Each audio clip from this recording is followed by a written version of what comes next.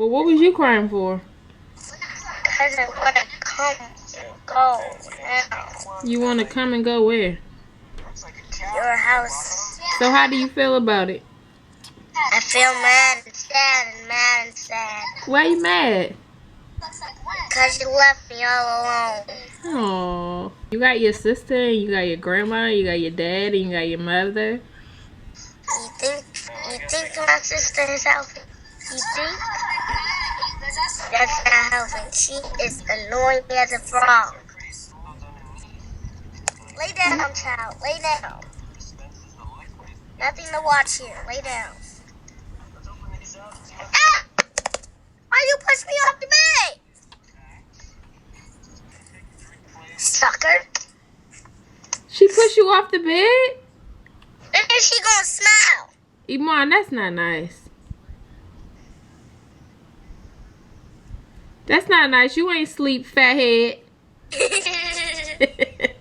Ow. Don't be doing that to her, Iman. You hear me? Yes. That's not nice. What up, fam? So, I'm trying to be calm and not be upset and, you know, chill. But, let me tell y'all what happened. So, Mimi called me and she was like, I talk to them pretty much every day after school, almost every day. And I'm like, how was your day? It was not good. Like, okay, what's up? What happened? She's like, this little boy, she said his name. She says, he called me a nigger. And I was like, what? So I was like, what's the context of the sentence? Like, what's the whole story? What happened? And long story short, she was sitting in the cafeteria with her friends. They were eating lunch. Then these two boys came over. One of the boys has already been very clear and made it very clear that he doesn't like her. So much so that his mother came up to the school on Valentine's Day, passed out Valentine's to everybody in the class except Mimi, which pissed me off. To me, and I guess because my background is in education as my profession, in my classroom, I don't care if I was teaching 4-year-olds or if I was teaching 8, 9, 10-year-olds. If there's not enough for everyone, no one gets any. And you could pass it out after school while everyone's waiting for their parents to pick them up. But you're not going to pass it out in my classroom in front of all the other children. Like, that was whack. But I let it ride because I'm all the way down here in Dallas. And y'all know if I was back home in Maryland, I'd have been up at that school the next day, like, trying to holler at the teacher, like, come on now. What, you scared of parents? One thing about teaching, if parents feel like you're a pushover, then they're going to push over on you. And clearly that's what happened with that teacher.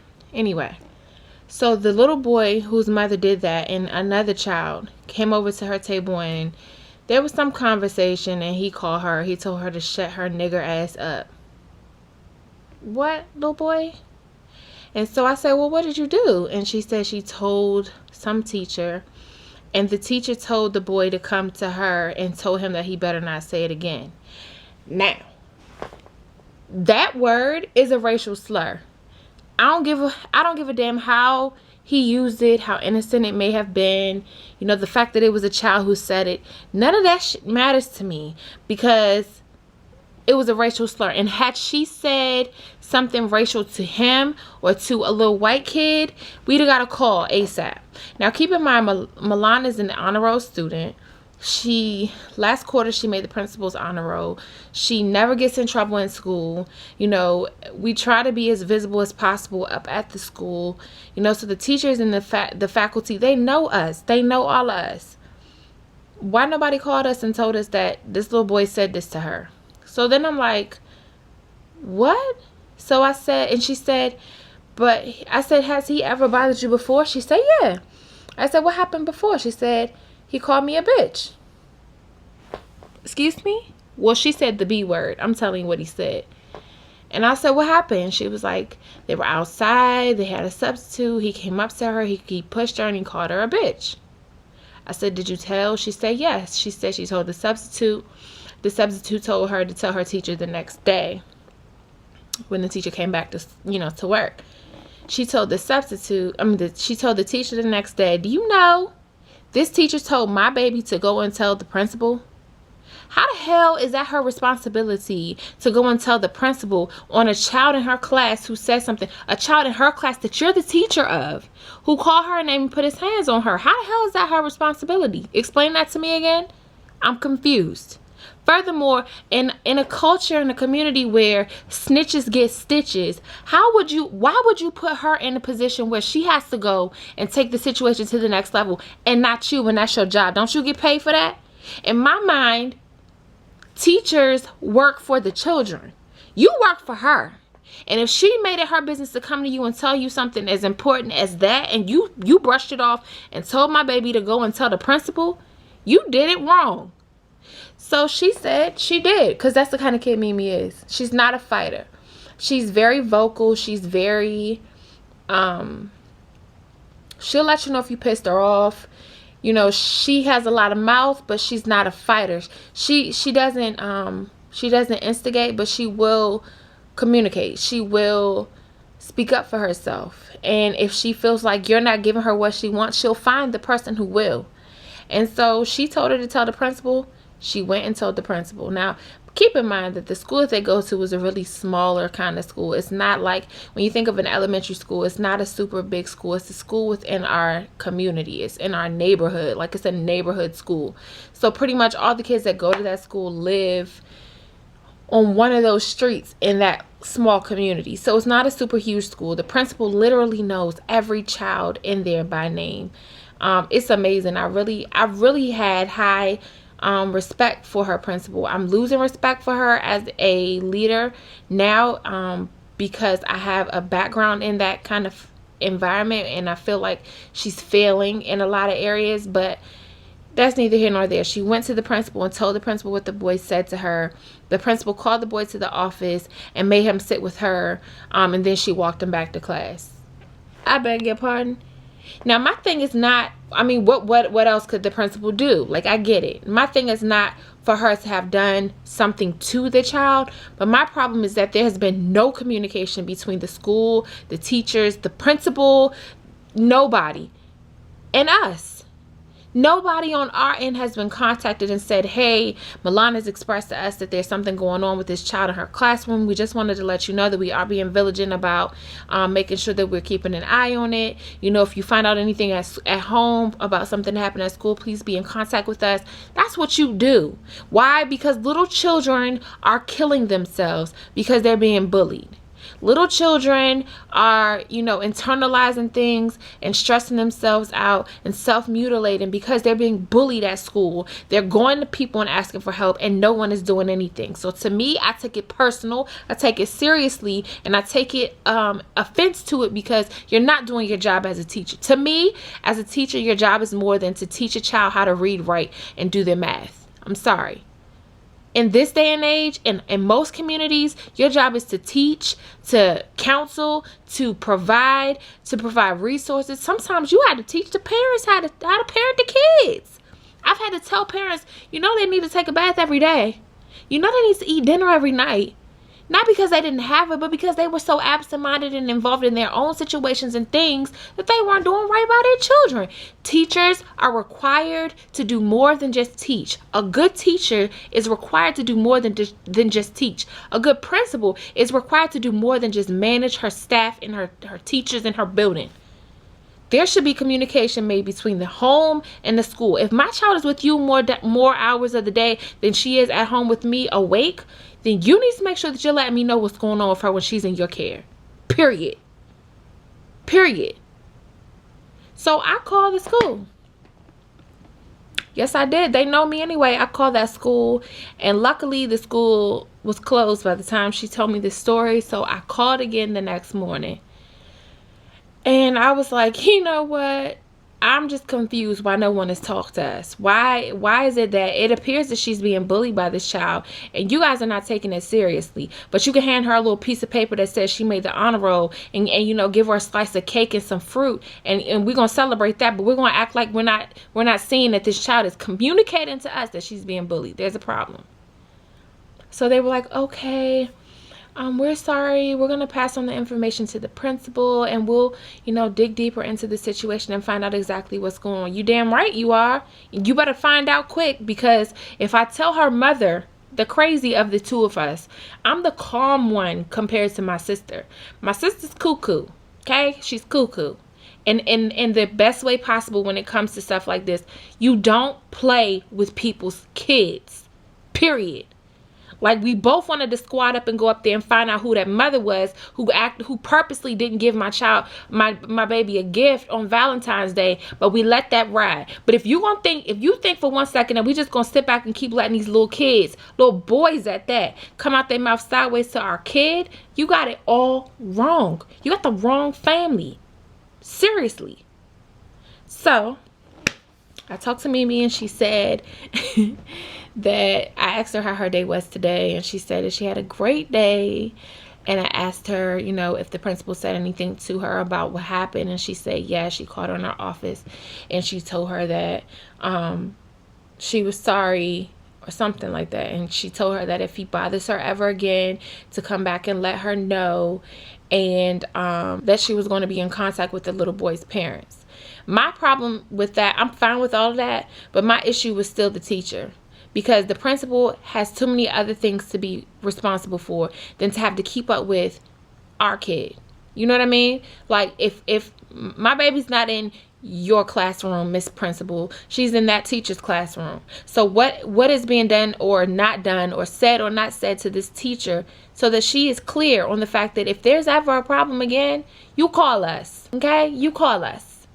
So I don't know, y'all, because when I was talking to my sister about it, the girls lived with my husband and I for years. During the week, they were with us because they went to the school that I taught at. So for anybody who's like just coming around and like, what? So I had my two nieces. I'll link a video so you can see them. They were with us while I was teaching because they went to the school that I taught at.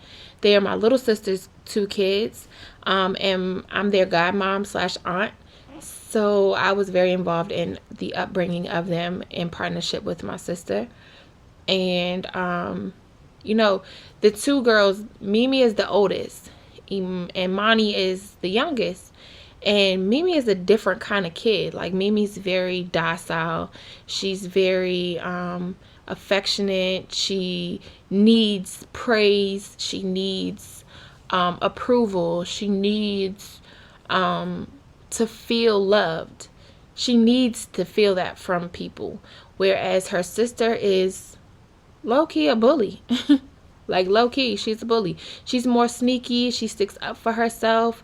If she doesn't like something, she won't just tell you. She'll put her hands on you. Like, we're constantly having to tell her, keep your hands to yourself. Stop hitting people. I mean, ever since she was 3, her classroom was across from mine when she was 3 years old. And I've literally gone into the classroom and caught her, like, hitting other kids. And I'd be like, what are you doing?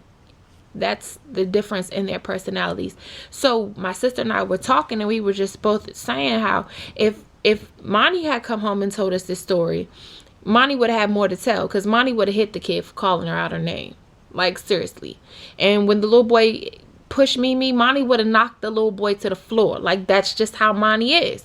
Whereas Mimi is not like that. And so, while we take the topic of bullying seriously, we are mindful of the child. And so for me, I have no desire to change the person that Mimi is. I have no desire for her to be harder. At home, sometimes we used to fuss at Mimi because Mani would hit her. And we'd be like, Mimi, why you ain't hit her back? She'd be like, because that's my sister. And we used to be like, look, girl, you cannot just be letting people put their hands on you. But Mimi is that type of kid, and we've come to a place now that we just all accept it. Like, that's just how she is. That's who she is. Mimi will be 9 years old. That is the child that she is. She is very soft in that way. She's very tender. And so we were both saying how, while we take the topic of bullying very seriously, our response to this situation would have been different had it been the other child. But I am convinced that Mimi is just not that type of child. And so for her, it's all the more important for her to see her family rally in defense of her, when she's being bullied or when she feels like she's not comfortable. Because honestly, she loves school. She's always loved school. She went through a phase for a little while where she didn't want to go and she wasn't happy there. And she's starting to be that way again. But our goal is for her to always enjoy learning, for her to always enjoy being there. Because like I said, children spend more time in school than they do with their families during the day, during the week. Your child spends more time sleeping in your home Monday through Friday than they do awake. They spend more time awake with their classes and teachers than they do in the home during the week. The weekends are your time to flourish with your child, to get to know your child, to hang out with your child, to talk to your children. But if you are not in communication with the school, the child, and having that connection between school and home, you will see a decline and a change in your child. And so for us, it's very important, for me especially, it's very important because Mimi was my first baby. She was my learn how to be a mom kid. Like, I learned everything that I know almost about being a mother because of Mimi. And my sister knows that. And so it's all the more important to me as her other mom that she knows that no matter where I am in the world, no matter how far I am away, you can always talk to me. You can always tell me what's going on, and I will always do everything in my power to protect you and to make sure that you feel secure and you feel safe and you're happy. And so I was glad that when she came home from school, she told me that she had a good day, and I'm definitely going to make it my business to try to get out there. Now that we know that Cam is doing much better with her condition, we kind of are hoping to be able to plan a trip home. The thing with it is, you want her to be comfortable, and the last thing I want is for her to have this spontaneous episode on a plane. You know what I mean? Like, oh, it's so nerve-wracking. So we're trying to get home so we can see them before the end of the school year and kind of at least make myself visible in the classroom and at the school again, because I was up there all the time, even while I was big and pregnant. I was up at that school, and it's just really important to me. So I don't know, there wasn't much of a vlog today. I have been really, really, really, really, really tired. Just not really feeling that great. And tomorrow is Cameron's ophthalmologist appointment. So I just wanted to come and talk to you guys about this, because I know a lot of parents, it's everyone's fear that their child is either being bullied or that their child is the bully. I know some parents may praise that behavior. Like I said, Imani is a low-key bully, but we don't applaud it at all. We definitely encourage her to make good choices. And like I said, we're always mindful and always on her about being mindful about keeping her hands to herself and being kind to others. And she is a good friend. She's actually more of the social butterfly. Mimi is more of an introvert, and Mani is more of an extrovert. So I guess my thing of it all today, and just this short little vlog, if you want to call it that, is to encourage parents to not only talk to their children's teachers, but to talk to your children and to just let them be who they are. And while it is easy for us to want our children to exhibit behaviors that we wish that we had, or that we wish that we didn't have about ourselves, it's important to just let your child be who they are, and to prune the negative and to really encourage the positive. And for us, at first, like I said, Mimi will be 9. When she was younger and she would come to us and tell us stories about stuff that her sister did to us, we used to be like, go back there and hit her back. Go get her back. Stop doing that. Stop letting her do that. Stop. And we were just getting on her. And it came to a place where she would get overwhelmed by our responses, because it wasn't in her to be the person that we wanted her to be.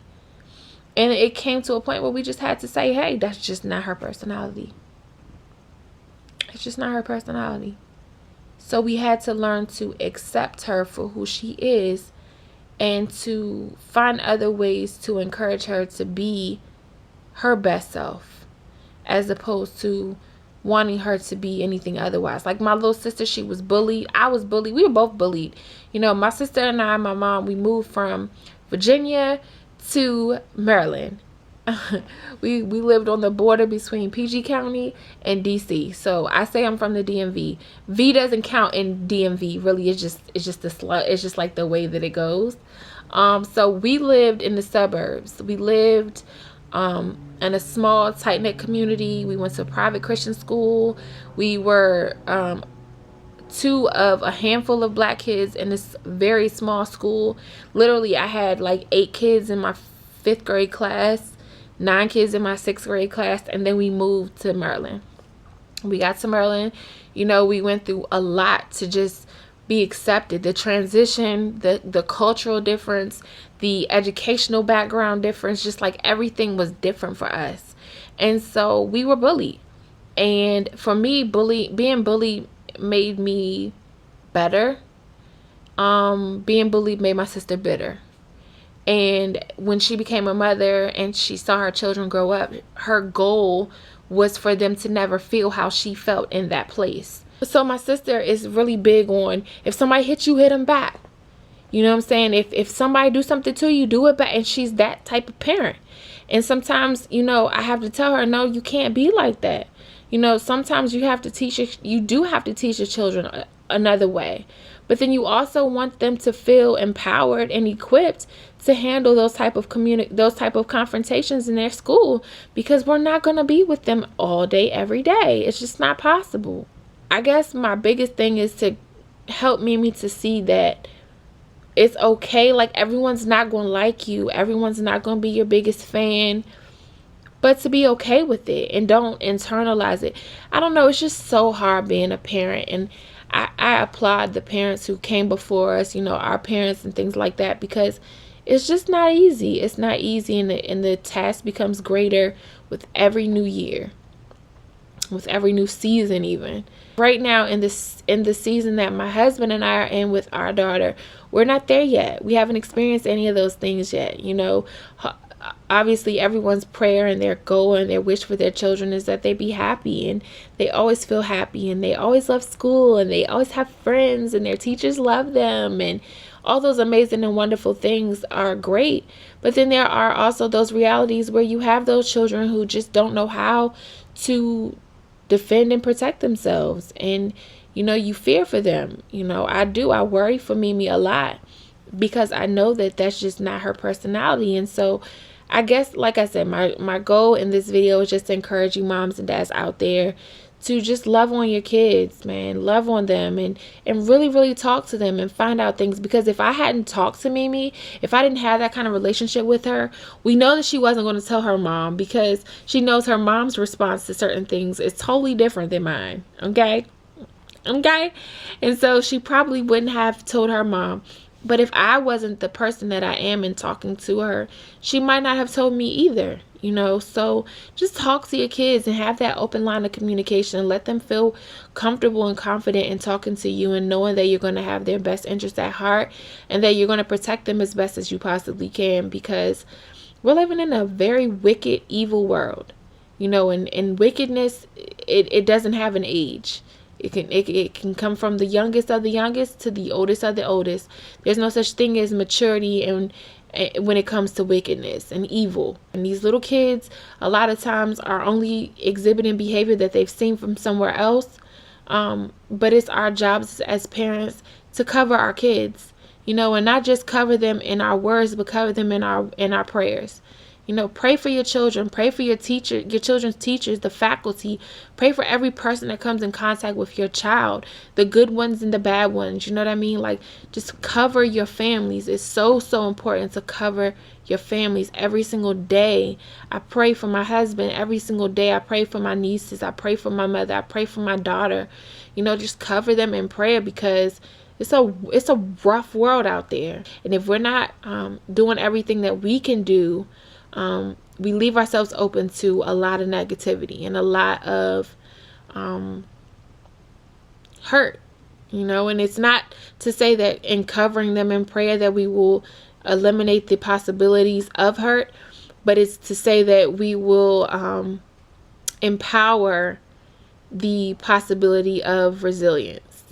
So that's all I got for y'all today. I hope you guys have had an amazing weekend. I will be linking my beauty channel on the screen as well as down below for you to go and check it out. Listen, I'm doing big things over on Breezy and Fab. I was going to change the name. I decided not to. I'm going to do something else with it. But I definitely encourage you, if you're not following that channel when you're into like beauty, fashion, mommy stuff from time to time, go subscribe to that channel. And also, if you haven't done so already, check out the Mommy and Me routines, and head over to Brown Beauty's video and check out hers. I did a collab with her. I'm looking to do some other collabs. If you've contacted me in the past about doing a collab on this channel and I wasn't ready to do them, because I know some people contacted me last year and I wasn't ready to do any, but I am taking opportunity to do a few collabs this year on this channel as well. So if you're interested in doing a collab, you have a smaller channel, you want to get some more exposure, we are almost at 10,000 subscribers over here on Breezy and Fam TV. I don't have the subscriber count up yet, just because I'd rather post it when we get to my goal.